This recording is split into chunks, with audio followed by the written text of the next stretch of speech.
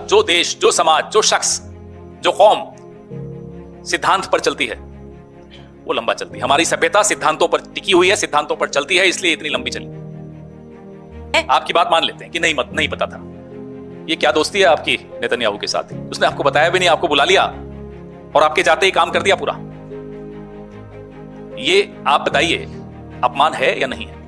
आपकी हैसियत क्या है वो उनकी नजरों में? ये दिखता है या नहीं दिखता? ये तो उस अजम्पशन पे चल रहे हैं हम कि नहीं पता था, और अगर पता था तो आपने ये सारे ऐतिहासिक, मानवीय, सामरिक और आर्थिक नुकसान जो भारत को हो रहा है उस दिशा में आपने क्या कदम उठाया? मुझे बताइए।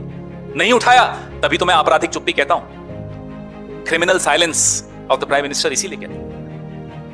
सर, ये जो खामेनेई की मौत के बाद भारत सरकार का रुख है उसको लेकर जब आप सवाल उठा रहे हैं तो बीजेपी की तरफ से कहा जा रहा है कि जब सद्दाम हुसैन को फांसी दी गई थी या जब गद्दाफी को मारा गया था तब की यूपीए सरकार ने उसकी निंदा नहीं की थी। इसका आप क्या जानते हैं? हमने सही स्तर पे सही टिप्पणी उस वक्त भी की थी।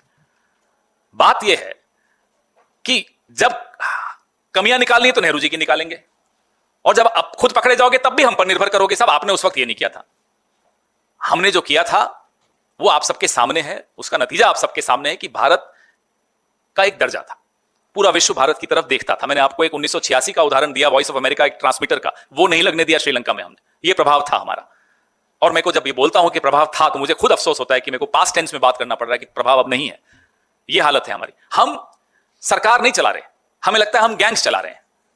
दुबई की प्रिंसेस लतीफा को वहां से अगवा करके सुपुर्द करना है दुबई, वो कर देंगे साहब, तब हमारा प्रभाव क्षेत्र है इंडियन ओशन में। अब नहीं है। बताइए, क्या ये सरकार चलाने का तरीका है? रूल्स बेस्ड ऑर्डर क्या ये होता है कि जब सूट करे तभी हमने कहा जो देश, जो समाज, जो शख्स, जो कौम सिद्धांत पर चलती है वो लंबा चलती है। हमारी सभ्यता सिद्धांतों पर टिकी हुई है, सिद्धांतों पर चलती है, इसलिए इतनी लंबी चली। लेकिन ये विश्व चेला, माफ कीजिएगा,